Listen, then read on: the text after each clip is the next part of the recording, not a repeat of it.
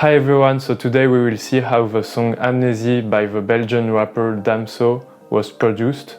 So the song was produced by the Belgian producer Jowell and the French band Cortex, and it was recorded and mixed by the Belgian sound engineer, rapper and producer Krisy, and it was masterized by Gopher in the Translab studio. So to me, the first time I heard the song, it was a pretty shocking experience, mainly because of the lyrics, which are very violent in the story which is told by Damso. And so at first I didn't like the song, but after I re-listened to it and I ended up loving it and listening to it again and again. What's more, for me, it's really the example of perfect production in terms of hip-hop. Like the sample is so efficient, like you can listen to it for minutes, and probably you could listen to it during hours. And there are only like 5 elements in the production, and mainly 2 parts, like 1 chorus and 1 verse part. But like it's so well done, the sample is so amazing that for me, it's really the example of a perfect production and perfectly matching the vibe of what Damso raps in this song. So the sample comes from the song I Heard a Sigh of the French band Cortex. Actually, it's known to be like the most sampled French band. I'm really amazed by this band because this band was heavily sampled by American rappers like Rick Ross, Wiz Khalifa, Madlib, MF Doom, Tyler the Creator, etc. The list is too long actually. And actually their first album, Troupeau Bleu, was heavily sampled. And they recorded it in only 2 days at Studio Damien in Boulogne-Billancourt. And I'm really amazed by the fact that in only 2 days, this band and the sound engineers who recorded it and mixed it and masterized it, like they created such good music with such a specific soul, that it was a basic material for producers, and it was sampled so many times, like 20 years to 50 years after. And so these people, they have gold records, platinum records, etc. That's really amazing. And you should check them on Instagram because they are still making concerts. The band was reformed in the 2010 decade and they are still making concerts, especially in the USA and in Canada. So you should definitely go listen to their music, which is amazing. So let's get into the beat. So here is the original sample. And so I already sliced it and chopped it to match exactly the song, but I will show you how to do it if you don't know. So first you take the part of the sample which you are interested in. So you make a cut. You can do that by pressing Command E. And so let me put that on a new audio track.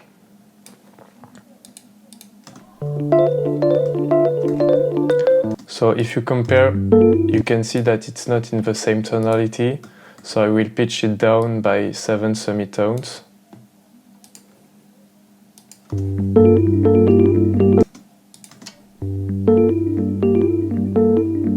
So now we are in the good tonality. So you should be very precise when you slice it. So I will do Command E again to wipe out the beginning of the sample and put it again at the beginning of the beat. Same at the end. You can see that the new beat comes in. We don't want that part. So now we have a problem because we are in the good tonality, but we are not exactly on the good BPM, which is 127. So to do that, you first need to check that it loops perfectly. So you can put a loop by pressing Command L. So you see that it loops perfectly. You can do a small fade out to be secure. And now you can do Command J to consolidate the sample. Then you press Maj, and you can manipulate the sample to match perfectly the 4-bar loop. And don't forget to put it in tones, because it's not a beat but tones. Perfect! So now that I showed you that, let me go to the drums. For the first element is this kick. Here is the pattern. I really like it because it really reminds a heartbeat, and it connects deeply to what is told in the song, which is the suicide of a girl. So I think it matches really perfectly the song. So the kick is the south side kick. I'm pretty confident that it's this one because we can see that it matches perfectly the wave form. The second element is this hi-hat.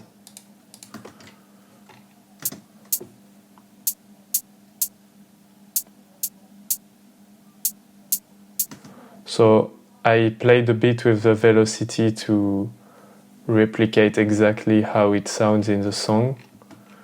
It's a pretty classic hi-hat, to be honest. And there is a second pattern in the chorus section of the song,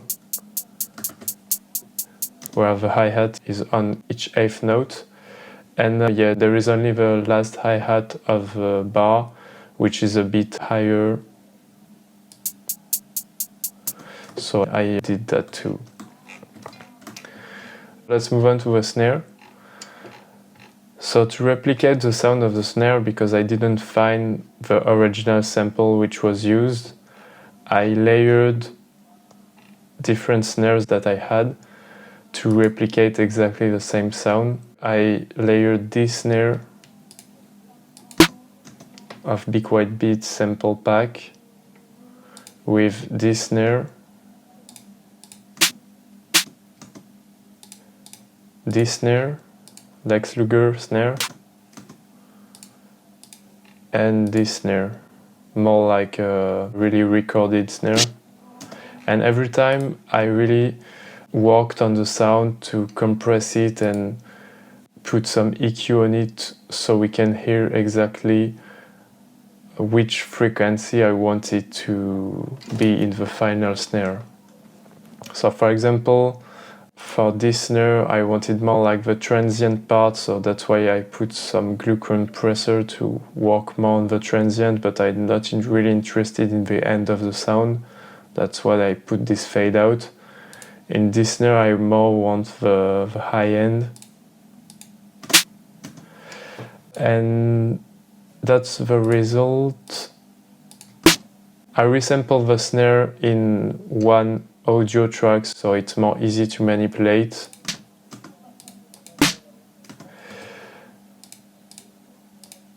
Here it is.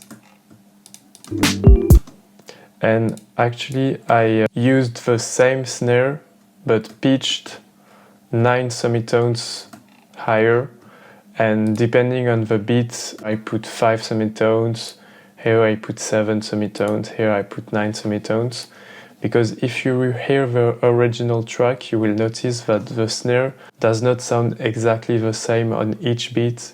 I don't know exactly why. I think it may have with limiter on the master track or on some compressor, maybe on the drum bus, I don't know exactly, but it does not sound the same on each beat, and I wanted to replicate that. Sometimes there are more higher frequencies, more crispiness, sometimes not. So that's how I replicated it. So you can see that without, it lacks a bit this high end, and with, of course, as it's only for the high end, I did cut out all the lows. And I also added this last snare of the Ed Talenti sample pack, still for the high end. So that's the result.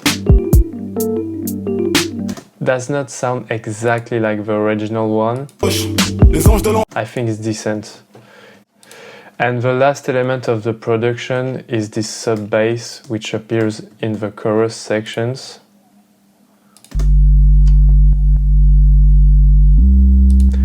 It's actually a mini triangle sub preset of Omnisphere. I don't know if it's exactly the one that they used in the song, but I think it's really close.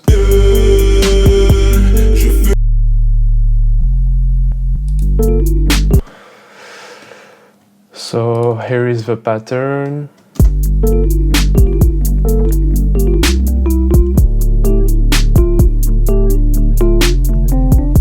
And here it is. Very impressive, like 5 elements, the same sample during the whole song, and still it's, in my opinion, one of the best Damso songs of his career. That's really amazing.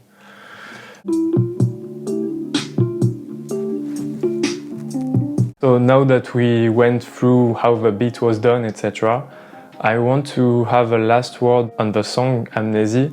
As you may know, the song has been taken out of the streaming platforms, probably because of sample clearing issues. I think they didn't find a deal, the label and Cortex. And what's even more crazy about this song is that the sample comes from a song called I Heard a Sigh, which comes from an album called Inédit 79, which basically means unreleased 79. And this album came out in 2006, so more than 20 years after the band was finished, basically. And it comes actually from the fact that Alain Mion and Maxime Perron from the Underdog label met, and Maxime Perron apparently was a fan of Cortex, and they discussed, etc. And so they chose to release this album with some unreleased track from 1979. And I think that illustrates a bit like the serendipity in the artistic creation, like all the planets that were aligned for this song to come out on this album and on this song to be sampled, etc. I really like the chaotic aspect of everything which englobes this song. I don't know how to say, but I will finish on this note.